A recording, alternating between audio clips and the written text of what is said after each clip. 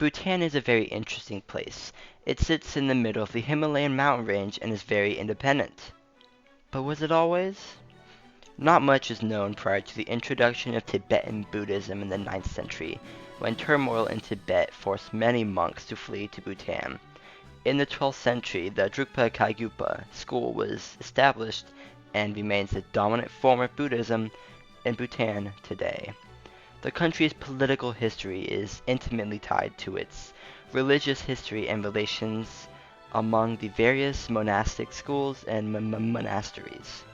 Since at least the 10th century, no outside power has ever occupied or governed Bhutan, notwithstanding occasional nominal tributary status.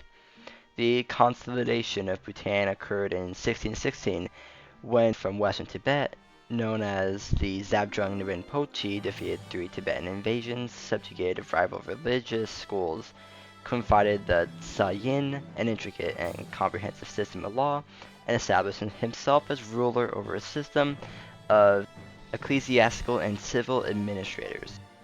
After his death, infighting and civil war eroded the power of Zhabdrung for the next 200 years. In 1885, Ugyen Wangchuck was able to consolidate power and began cultivating closer ties with the British in the subcontinent. In 1910, the King of Bhutan and the British signed the Treaty of Punakha, which provided that British India would not interfere with the internal affairs of Bhutan if the country accepted external advice in its external relations. When the king died in 1926, his son became the ruler, and when India gained independence in 1947, the new Indian government recognized Bhutan as an independent country.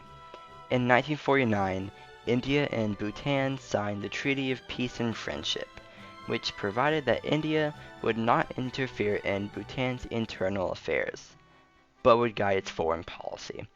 Succeeded in 1952 by his son, Bhutan slowly began to emerge from its isolation and began a program of planned development.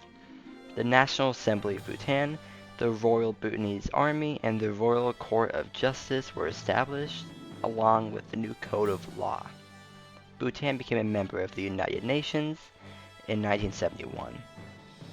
And the last bit of history for Bhutan pretty much is very modern, with the Chinese government slowly taking territory in Bhutan and claiming it as their own, making military bases and such, which Bhutan and India are slowly starting to become even closer to prevent the Chinese from doing this.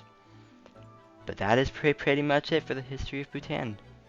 Now time for statistics, which will be a little more than usual.